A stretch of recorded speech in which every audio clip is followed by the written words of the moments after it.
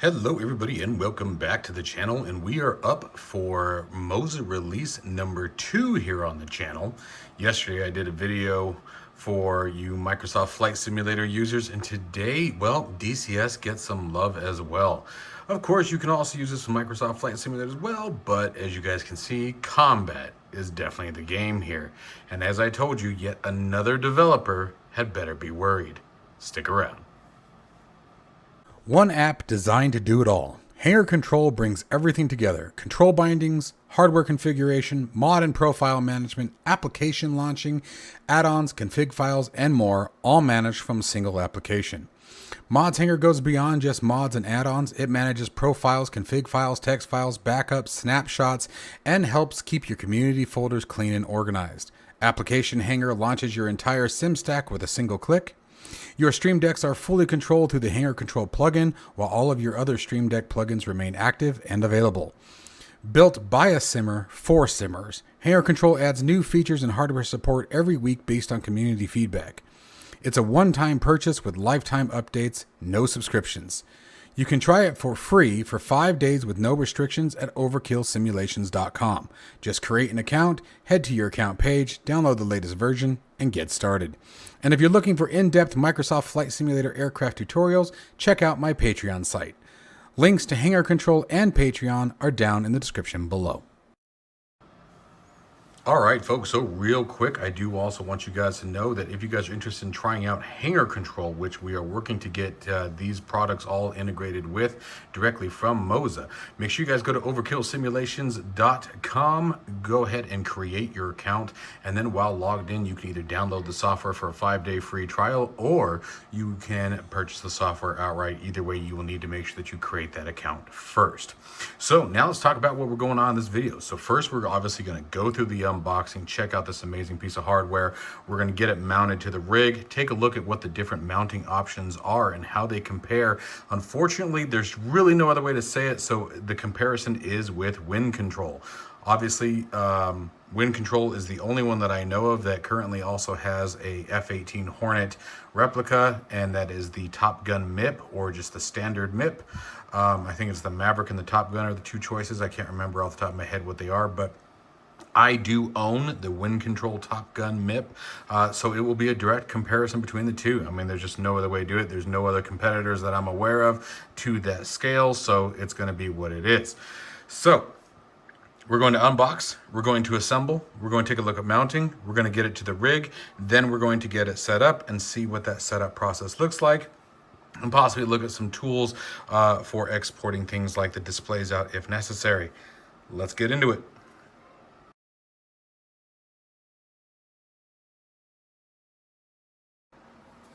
Okay, so because of the nature of this box, you might see some wiggling in the camera, and that's honestly just my big ass walking around.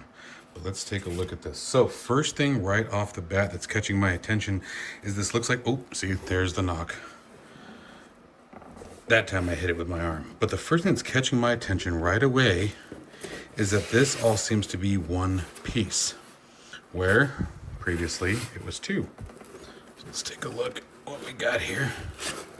Ooh, baby. All right, so we have here the upfront controller and the HUD controller. So right off the bat, the plastic that's used on these feels about the same. Okay, so like this one, I'm already not particularly fond of, just these. I don't know why it feels, I don't want to say cheap, that's not the right word, just different. Like it almost feels like it shouldn't move, if that makes sense, but it does, obviously. However, the buttons, just like we talked about with the G1000, the buttons have that nice, strong silicone tactile feedback. Very, very well done. There's no loose, clunky feeling in it. Not sure what this go, no-go is. We'll have to look at that. There's your bit test button. Toggle switches, again, nice, strong, tactile feedback. There's a little echo that's in there. It would be nice to see some dampening in the switches maybe behind it. And guys, I want to make it clear. I want to make it clear that I am being nitpicky on purpose. Okay, just to be just to be super clear, I am being nitpicky. This thing is already fantastic. It feels great in my hands. So I'm just trying to make sure that I call out every single thing I notice. That's why I wanted to do this particular one straight out of the box. First time, first here. You guys are hearing it raw. So going back to it, and it just feels like there's hollow in here is what I'm referring to. So, but keep in mind that when it's mounted, I'm not going to be able to feel that. All right, I'm feeling it. I'm getting that sensation because I'm holding it in my hand, right? So just keep that in mind. Nice, good, strong turn on the encoders. These are actually axis. They don't feel sloppy. Doesn't feel like you can accidentally turn it or that it's going to wiggle around. You know, believe it or not, something that I think about when I think about these now, ever since I've owned one, is a motion platform. So these feel nice and solid, really good, really strong feedback. Let's go ahead. Oh, looks like we got a piece of tape here. Let's get that out of there. Can't have that dirtying up the rig. Let's get that off there. I'm not sure what that's about. And let's see what we have. Look at all those mounting options. So you can definitely see it looks like 75 by 75 VESA. And then you've got all this going on. So I have to see that. So here we have one USB port, and that is it for that. Let's go ahead and set this aside. Let's take a look at the MFDs. Oh, I'm sitting on the mouse. There we go. All right, so what do we have here? We have two of the MFDs, it looks like. Oh, these are the displays. So the displays are separate. Got that nice, glorious film we're going to get to remove later. And looks like we have 5-volt power, USB 3.0, dim and brightness. Again, your 5-point VESA mount, or 4-point VESA mount, excuse me. I don't know where I got the 5-point. Looks like other mounting options we'll take a look at shortly. And I'm guessing contacts for the MFD, which we'll take a look at very shortly. So we're going to set that aside for just a moment. And let's take a look at the MFD that goes with it. Okay, again, good, strong feel. No wiggle, no plasticky feeling. Looks like this is the AMPCD. So this is going to be our central display on the F-18. You can tell you by the brightness controller. So this is for the color display. The other two left and right will have a day-night off option on them. So this is our AMPCD. There's those 3 contact points we were talking about earlier. The USB-C connection that goes up at the top. We'll take a look at that in just a minute here. I'm going to go ahead and set this back in. Put that right back in there, and let's see if we can get this guy set out here. Oh, that was upside down. Let's go ahead and put it back the way it was. And let's grab one of the MFDs. Oh, mercy, this thing's huge. Oh, you know what? I think they are stacked. Yes, they are. Okay, I see what's going on here. So we're going to take this out. Good packaging. Set that off to the side. Let me grab this display. I'm guessing it's the same game. Yep. Set this off to the side. Make sure we keep those together. I don't know if that they're independent or not. So there's the next one. The displays we've seen, so I'm just going to sort of set them aside as we come across them. And we at least want to check out one of the MFDs, right? And that's what I was talking about right there. Sorry. So we can identify night, day, off. So these are going to be our left and right MFDs. So let's grab this guy here. So we have a nice spacer between it and the corresponding display. And we'll grab this last one down here.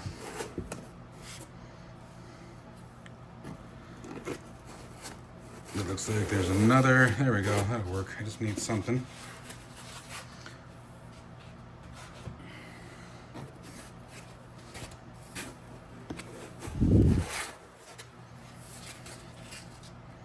Nothing's damaged.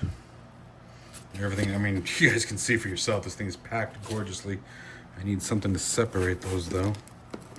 Do I have another option here? Okay, I guess I'll set this off by itself. I don't want to set anything on top of that display over there. There we go. We'll just set this off to the side. Okay, now for the big one. Believe it or not, the big one to me is mounting. So we got braided cables, which is really nice. I always like that look. It's got a nice aesthetic to it. Just gonna sort of pile the stuff in here for now. Hardware.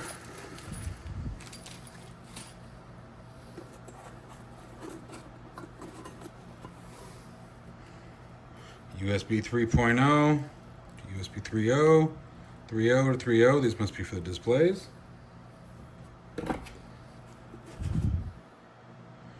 And we have 3.0 to USB-C. I'm guessing that's for the the UFC, the upfront controller. All right, so here we're gonna start getting into mounting, it looks like. What I'm really interested in is this guy here. Okay, so this seems to be a bit wider, but this is definitely designed for a desk. Now here's my problem with these. We'll see how this one pans out, and hopefully it'll be better than the last one. Now I already like this style better than wind control. And this isn't meant as a bash wind control, go MOZA! It's just I'm gonna call out what I see.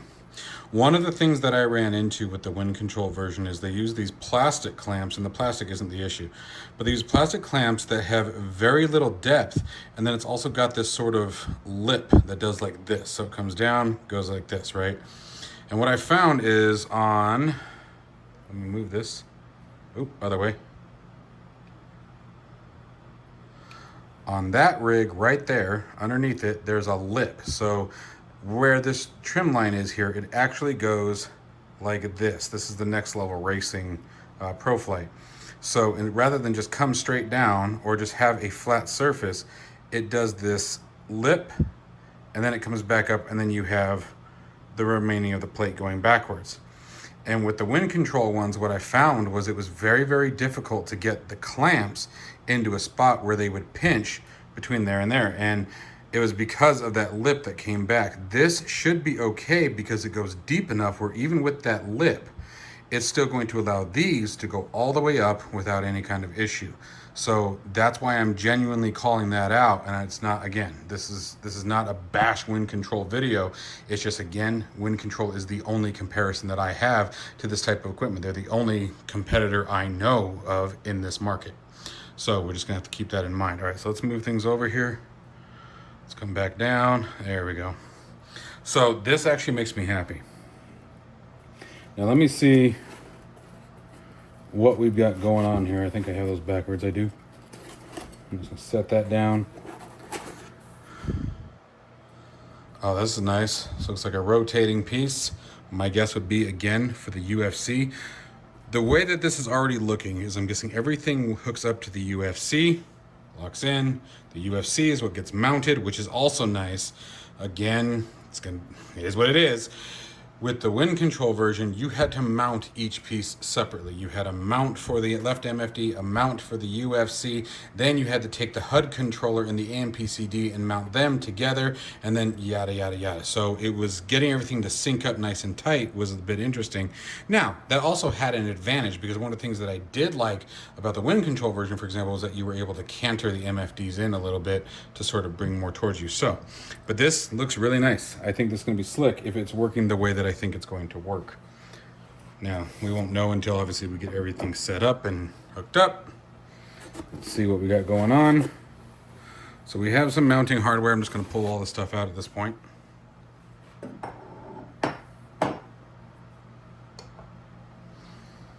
Let's see if there's anything that we're missing in here. Looks like so.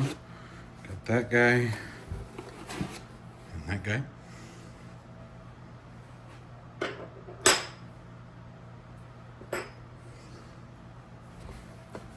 Now, so far, I've had fantastic success with MOZA construction. So the fact that it doesn't have a whole lot of pieces is a good sign. I mean, that really does make me feel comforted here. That's it. Those are all the parts. So we have the hardware the bag of screws over here, But when it comes to actual mounting hardware, we have the clamp. Let me move over. Nope, other way. We have the clamp, the pitch angle, that plate, and 2 of those. So, I mean, and my guess is, and I have to look at the documentation, but when we look at the shape, willing to bet we can figure out where some of this stuff goes. You know what I mean? So I don't think it's going to be very hard per se to get this up and running.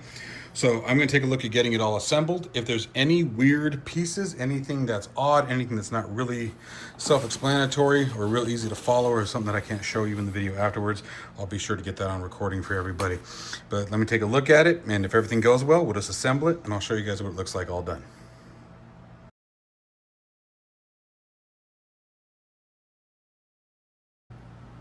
All right, so I was going to do this off camera, but this is too cool. So first, let's go ahead and remove our plastic film. See how, it was still pretty satisfying, but it has a little bit more drag than what they're supposed to. If you know, you know. But we're gonna move that off. Now, it does have a gloss tinting, and this was the same thing that Wind Control did, although this one does not seem near as glossy. It looks like a semi-gloss. But I want you guys to be aware that reflective surfaces like this, they will scratch very easy, so be careful. Okay, but we want to make sure we have the top. So there's MOZA written, so we're going to lay it like this. Watch how easy this is. These darn things are magnetic. They are freaking magnetic. So we're just going to find its spot. They are magnetic, and I mean, you really have to, you want to remove those, it better be intentional. Okay, it's not just gonna pop off. Like, that is impressive. That is gorgeous. Super simple. That is slick. Very easily done. There's our USB port up there at the top, ready to roll. And let's see here, this,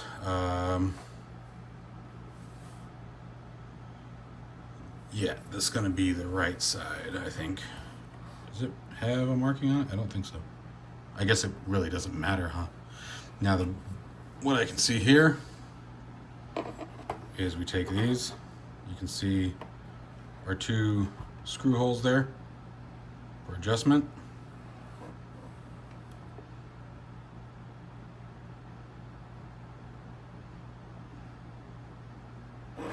No, that's why. I was like, why is that screwing me up so bad? There we go. Like, you guys ever done that? Like, you guys obviously just watched me pause hardcore right there. It was like, I was looking at it, and it's like one of those, you know there's something wrong, but you can't put your finger on why that's wrong. But look, that's easy. 4 screws in, adjust it the way you want, 1 and done. Like, that is simple. And again, that's a major point for MOZA, because the previous one that I used was a nightmare to assemble. There was a lot of guessing involved. And by the way, I haven't looked at any instructions. I have not looked at any documentation on how to set this up. Like, you got 5 pieces, you know? There's only so many places they can go. So at this point, let me get my, oh, I thought I had a knife in here, but we'll just tear it open. I hate tearing these bags because then it does that and stretches them. Let's get this tail off there. There we go. And that's why I hate stretching them. Damn it. Come on, gentle, gentle, gentle, gentle. One more heading in there. There it goes. Okay, so let's see what kind of screws we got to work with. Got these flat ones, got these little ones. All right.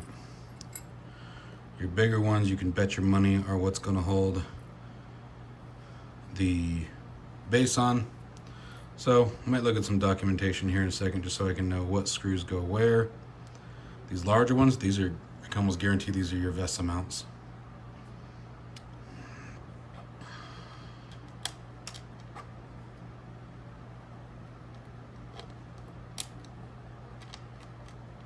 No, those don't even fit there, so that rolls those ones out. That's nice. And so for now, I'm just going to use, there's a bunch of these ones, we're just going to use those guys. That's what we're going to do. We're going to use those guys. And I'm going to figure out which one these are. This looks like a 3.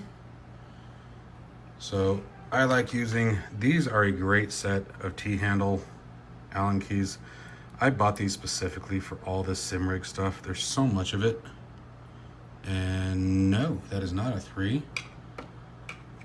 Let's check 2.5. You can bet your money it'll be metric. 2.5 for the win. Alright, so I'm going to drop this guy here. And it's here and here. This is very awkward. I'm trying to keep it in the camera. There we go. Now don't tighten them. Don't tighten them until you have all 4 in and you have it placed exactly like you want it. You want it to hold, but you don't want it tight. And that goes with any time that you're dealing with mounting something like this. All right, so again here, this is going to be a little awkward, but this is so far quite a relief, to be honest. Very smooth. Get that other one in. Nope, that's one of those bigger ones. Like, you know that they nailed it when you can literally guess how it goes on. Okay, so there's that. Let's sort of square it up. I'm looking for a center point there. I'm going to take the top one here. I'm going to reach over the camera. Oop. Remember I told you, in plenty of videos, don't try to over tighten things. Still looking for that top line. Looks good. Okay. Bottom. You probably don't need to do the 4-point like I just did, but you know, just a better way to do that. Remember, this is plastic. Do not over tighten these. You will pull one of these out long before you stretch the or strip the screw. So if you over crank that, you're going to rip one of these right out of the plastic and break it. And again, you are not holding up the Titanic. She's gone, guys. Let her go. Been over 100 years. It's time to let her go. All right, so there's one. Let's see what this looks like here. There we go. All right, so I'm gonna do the other side and I'll come back to you guys. Now I'm gonna show you guys another thing that I just discovered that was staring me in the face. And this is the reason why I do these like these, and I always try to just sort of pull things out of the box. It's just who I am. You know, when I installed a new headlight on my motorcycle a couple weeks ago, I didn't look at instructions. I went after it, looked at it, saw what needed to be done. That's just how I work, and I'm sure many men are like that, probably many women too. You know, we want to play and we like to figure things out. Notice these 4. These are your positioners. So what I'm going to be doing is after I tighten this one is we're going to go back over to this one and align it so those 4 holes line up, and these are your positioning bolts right here. So again, fantastic design that was staring me right in the face and I wasn't paying attention. So to be honest, I'm really excited for this.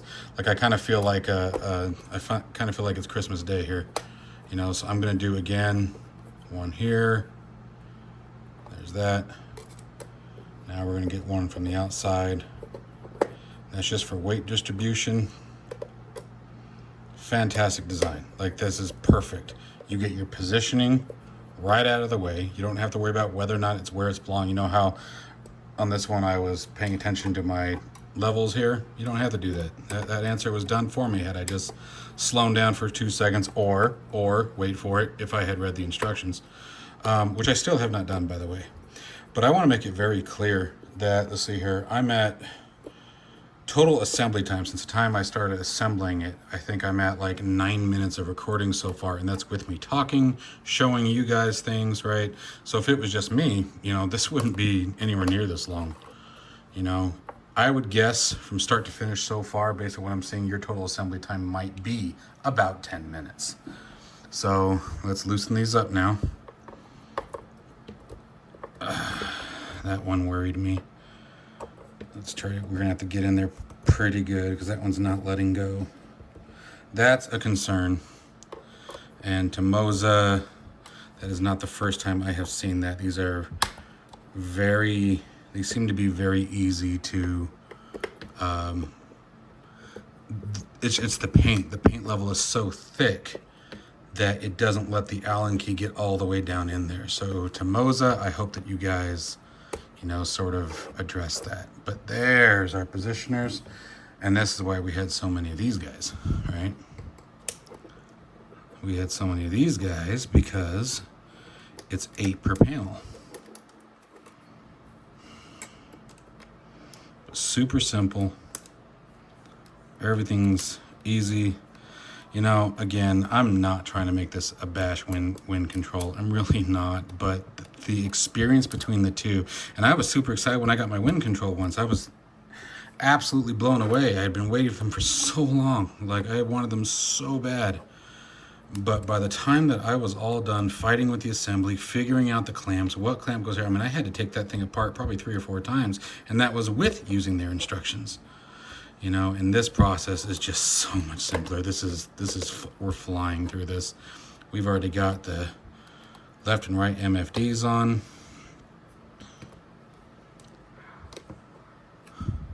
Little gap there I'm not crazy about. Let's see if we can do something about that.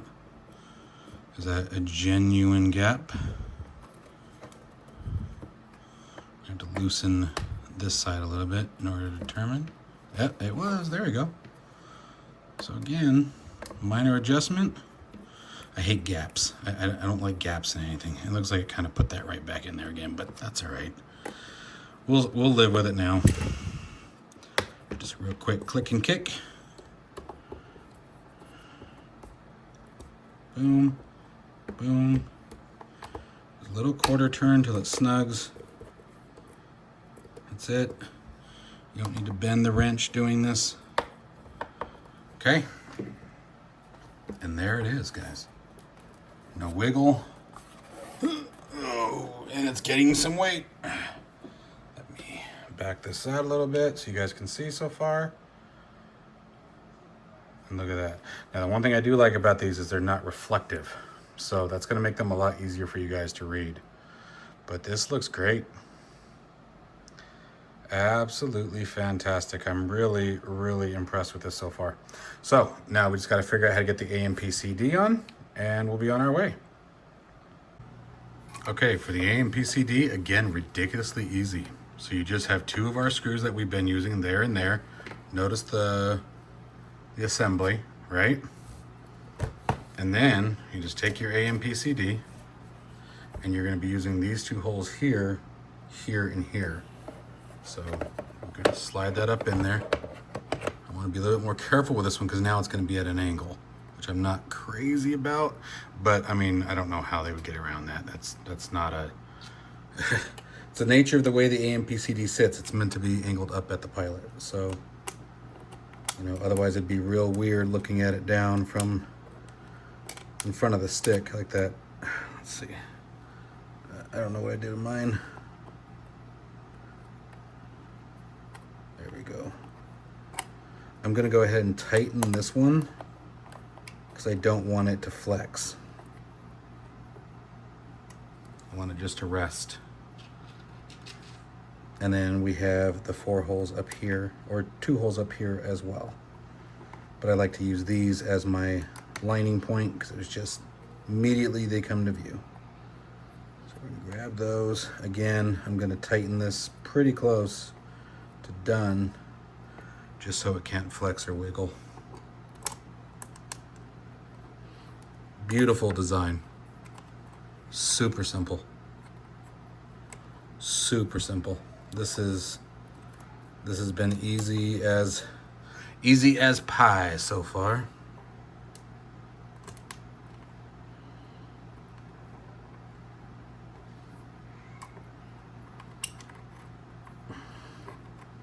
Cakewalk, man.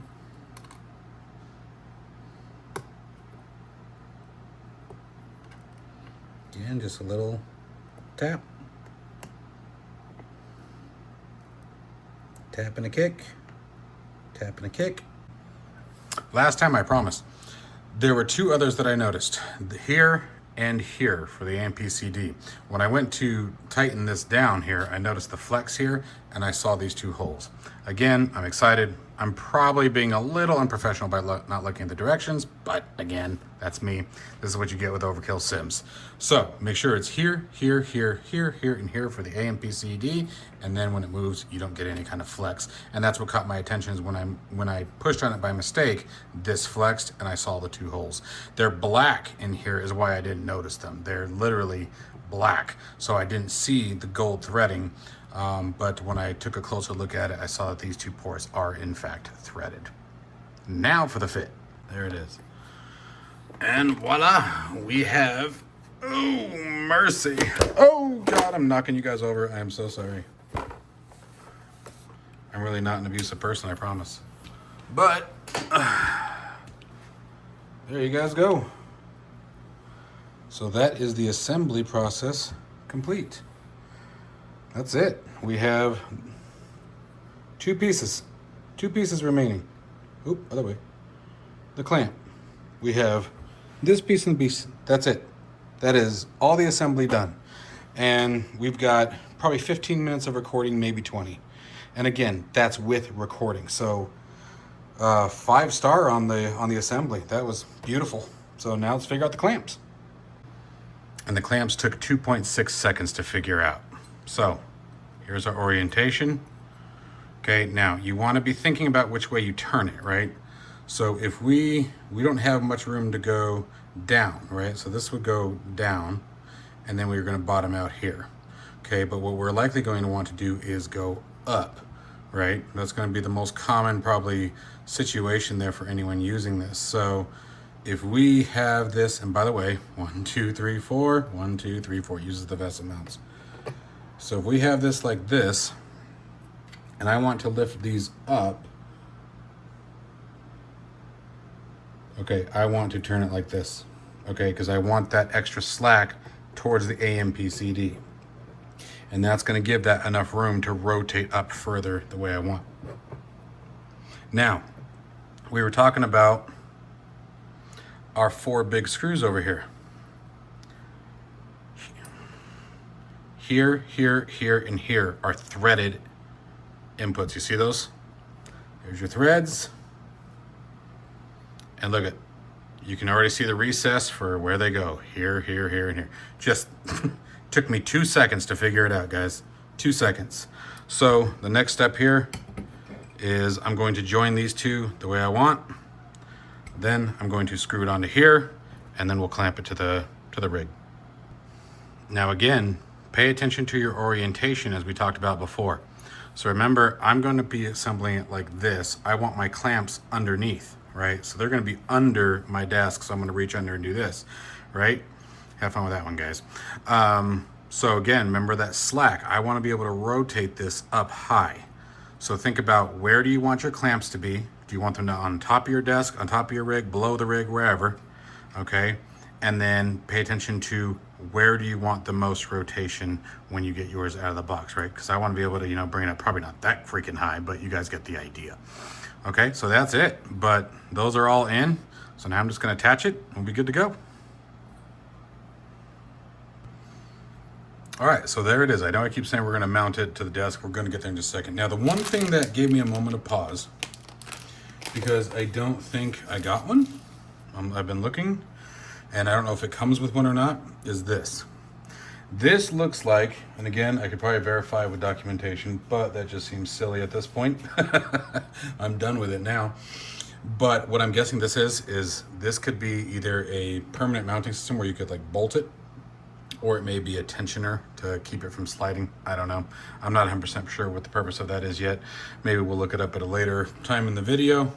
Maybe by the end of the video we'll answer that question, but this is super exciting. So now I'm going to do a test fit on the rig, make sure it fits on the rig the way I want, and then once I've confirmed that, I'm going to bring it back to the desk, because right now that screen over there is currently not connected to the PC. So we're just going to do a test fit, and then we'll bring it back to the desk and set it up.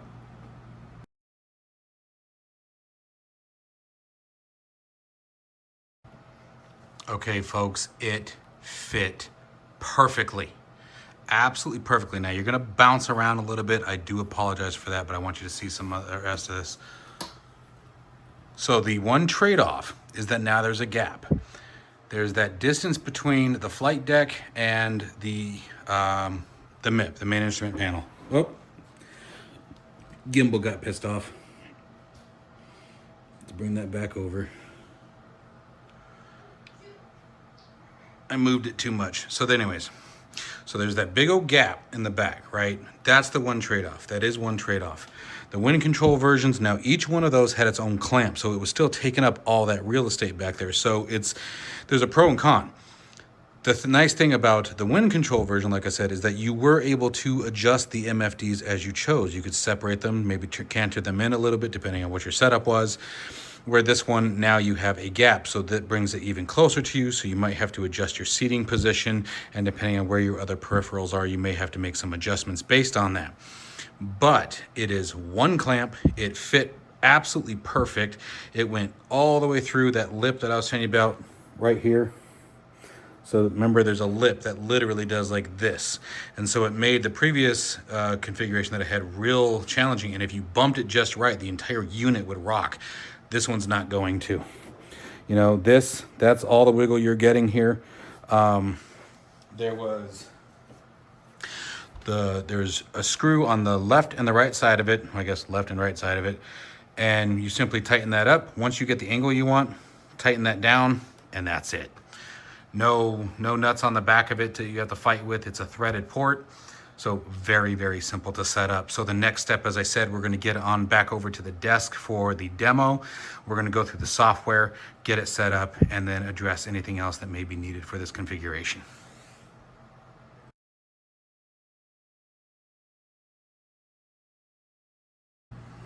Okay, so now it's time to start talking cables. Notice that these ones have an orange tip, okay? And they all chain into one. This is your power. If you guys recall at the beginning of the video, on the back of each of the displays, there was a spot that said 5 volt. That's what USB can deliver, is 5 volts, I believe is the max. So we're gonna take each of these, plug them to the displays. These go only to the displays. The 2 MFDs and the AMPCD, doesn't matter which is which. Okay, essentially they're the same displays as far as the hardware is concerned. So we're gonna get those plugged in, and then those will go to the USB hub. Then these are going to be for all of your input devices, your UFCs and the MFDs themselves.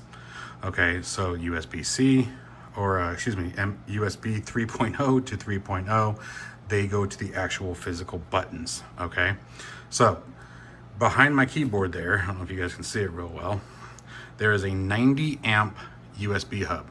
Do not think that just because you have a powered USB hub that you can necessarily run that. Now, in most situations, you'll probably be just fine. But I do want you guys to take into consideration if you have multiple devices. Like you can see, I've got a whole string of stuff already connected to it. Okay, so if you are someone who has a big, long hub, make sure you pay attention to the amperage, because when you're running 3 displays, which essentially the way you got to think of it is you're going to be powering 3 monitors from that, even though they're small, that's going to be the amperage that you're going to have to watch for. So again, I think they are 14 port 90 amp USB hubs, but that might be something just as a consideration point. So what I'm going to do is I'm going to get all of these plugged in. Windows should detect all 3 of these as individual displays. I'm willing to bet we're going to have to do some sort of display work as far as the Lua configuration, and I'm going to show you an awesome tool that I have built with inside of Hangar Control that's going to take care of that for us. So it's going to make that part real easy, but we'll see. We haven't even dove into the MOZA software yet. So stay tuned for more on that. Let me get these plugged in, and I'll be right back.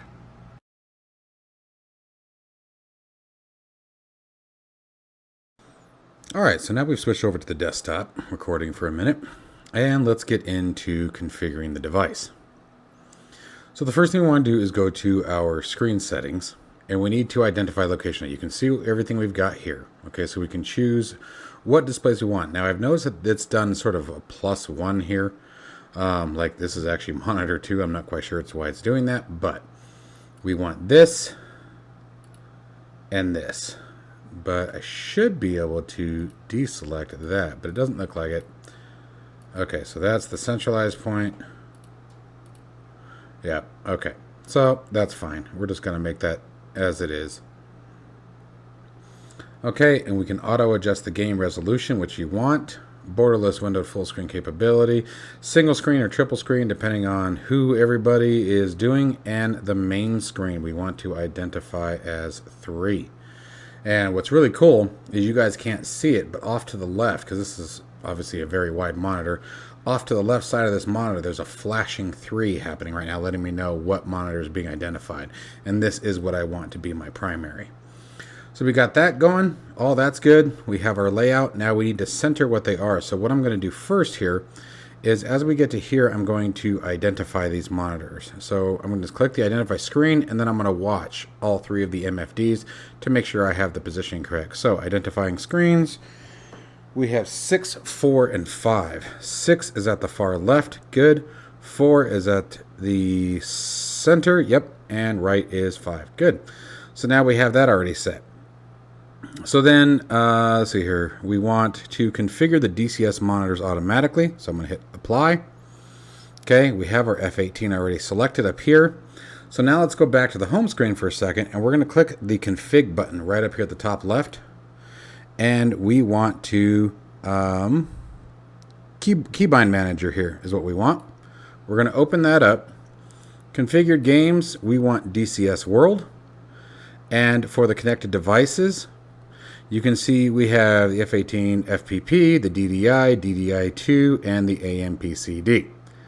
So we want the AMPCD. Now right now, the only thing we can do is the Hornet, hopefully, and I would imagine this will expand over time. We're going to apply. DDI1, we're going to hope is...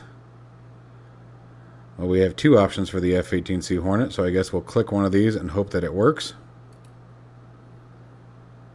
And then here we want 2. I'm going to click this one, apply, and then we want the PFP, also known as the US, or the FPP, also known as the UFC, the upfront controller. Okay, and let's show only configured, or unconfigured, excuse me, sorry, that's filters it out. And we've got our apply, we're going to hit close, and now at this point, we're going to start DCS. So let's see what happens.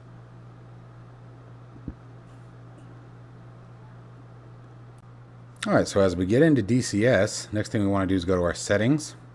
And we want to make sure this says MOZA flight plan. Now it should set automatically. Now, notice that it automatically changed the resolution, 5169 by 3680.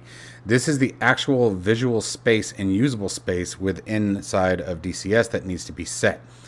If you ever find that you have the monitors configured, the Lua is correct, but you see that you're not getting what you're looking for, chances are your resolution is wrong. You have to set the entire resolution. Whatever you see and have active in here, this totaled resolution space needs to be what's here. Now these aren't quite accurate in the, or let me rephrase that. They're not the full complete numbers, and it's because the MFDs are not using the full display. They're also accounting for the bezel. So this should work.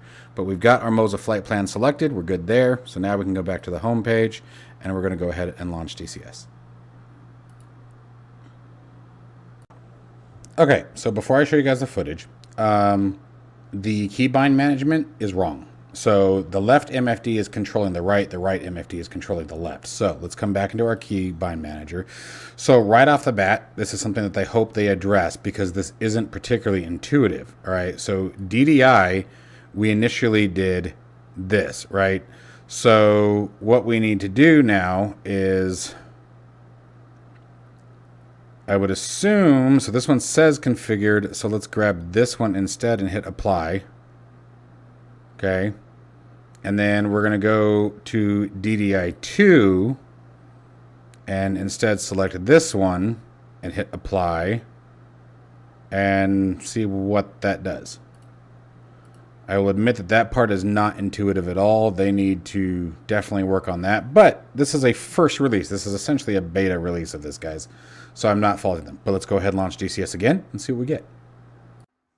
All right, folks. So we're back on the phone cam here, and everything is working as it should.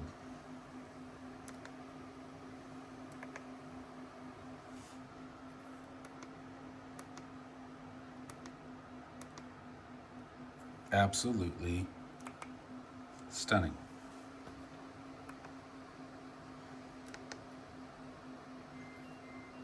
Already getting yelled at.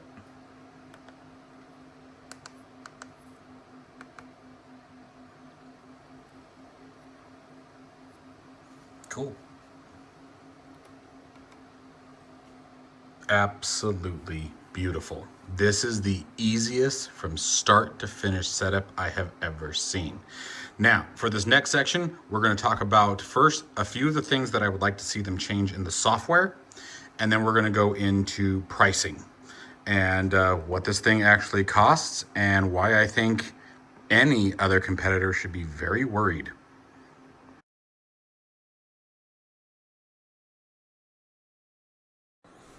Okay, so we're back on the desktop for a minute here. You guys can see DCS running behind me. Let's talk about a few things that, this is more to MOZA that I hope that they change. You guys saw on my screen that I have this entire screen right now as the field of view for DCS World. That's not actually how I usually run it. So what I would like to see MOZA do, and I can do this with my software, and this isn't, I can do it. It's to show that it can be done. And honestly, to MOZA, if you guys see this, I would be more than willing to help you guys out with this piece. But one of the things that I created for Hangar Control was an application called DCS Export Manager. For those of you who are interested, go to my channel, click on videos, and search DCS Export, and it should pop up. But I have full documentation, everything like that on it. But one of the things that I can do is I'm actually able to, let's talk about some of the prereqs. DCS wants all of your active monitors. Anything that's within inside of the range of your export, you need to add to it.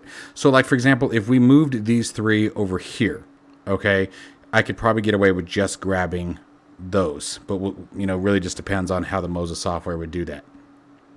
Okay, but the other thing that I do with mine is I'm able to also segment out through the UI, is you're able to determine what your view space is. So yes, we're going to use this monitor as our view space, but I only want to run 2560 by 1440. So basically I would take up the center here, and you'd have 1280 over here and 1280 over here that are free.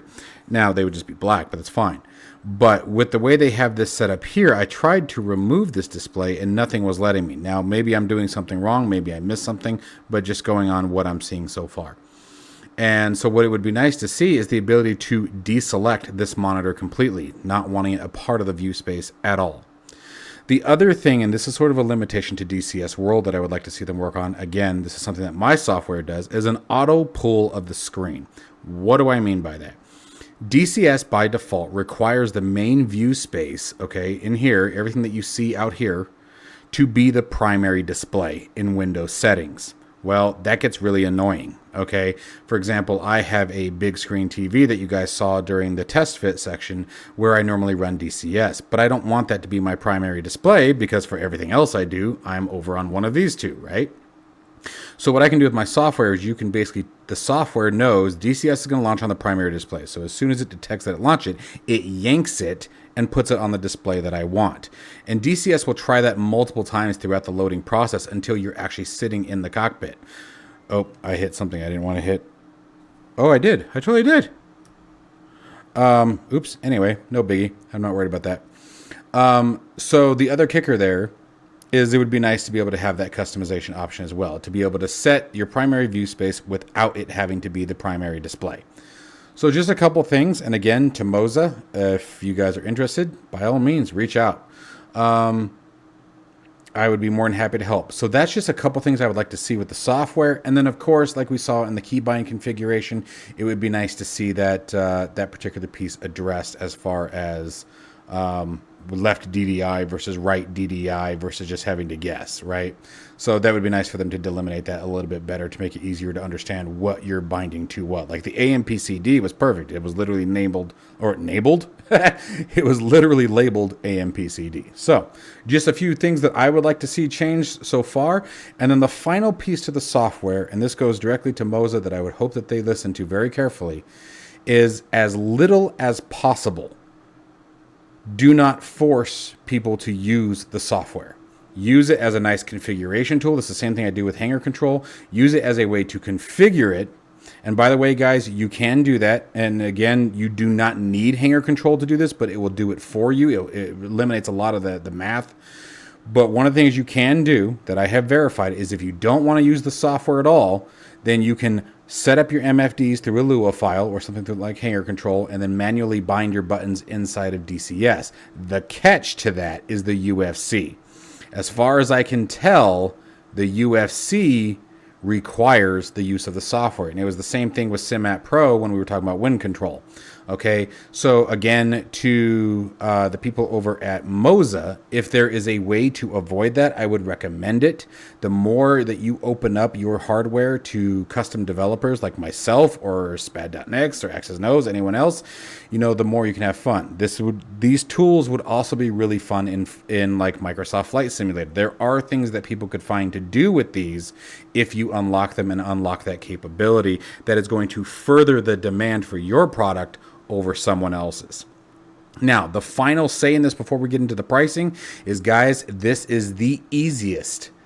From the time we unboxed it, if I was not doing a recording, if I was someone like you who had just watched this video, the time from when I started opening the box to the time that I was actively in DCS ready to fly would probably be less than 20 minutes. And that is astounding. And I will say, I have spoken to multiple other people who dealt with the competitor's version of this particular product, and just the assembly process was almost an hour and a lot of frustration and confusion due to the documentation. So there is a ton of pros to this piece right out of the gate. Okay. Are there as many supported aircraft at the moment? No, as far as the keybinds go, but they've been out for what? 2 days, 3 days that this has been available. Okay. Talk to me in a couple of months when this has had time to mature and heads are going to turn.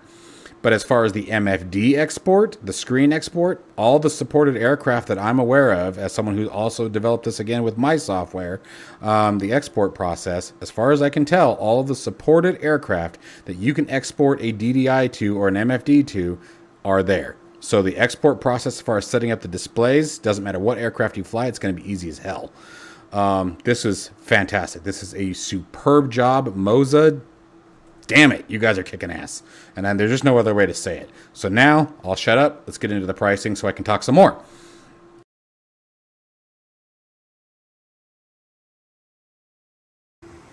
All right, so back over to our quiet camera here.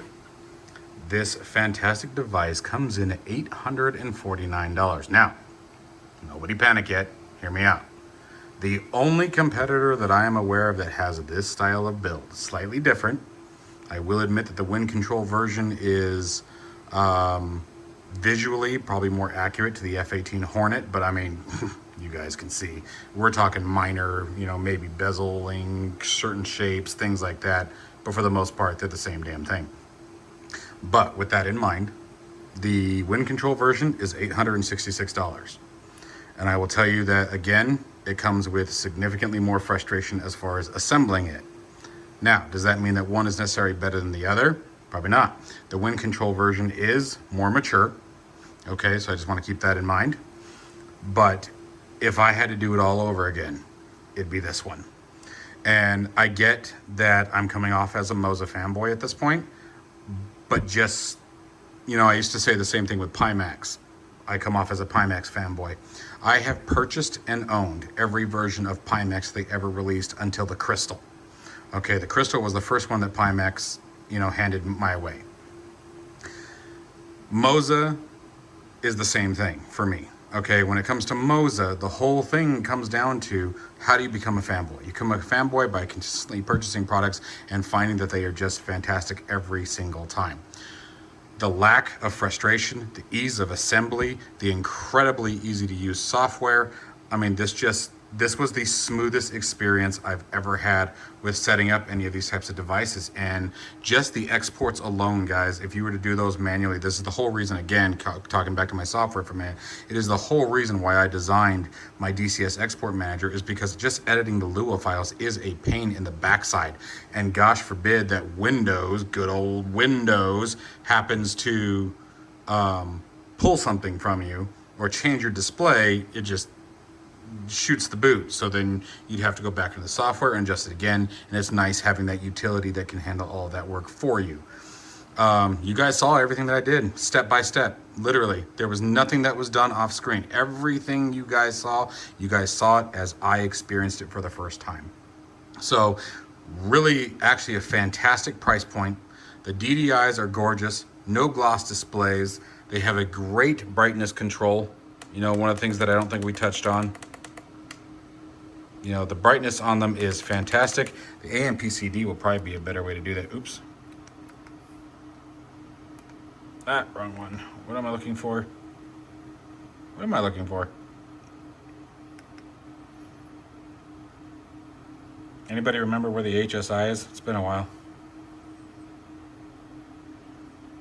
Oh, it's the one that says HSI. Okay, so there we go.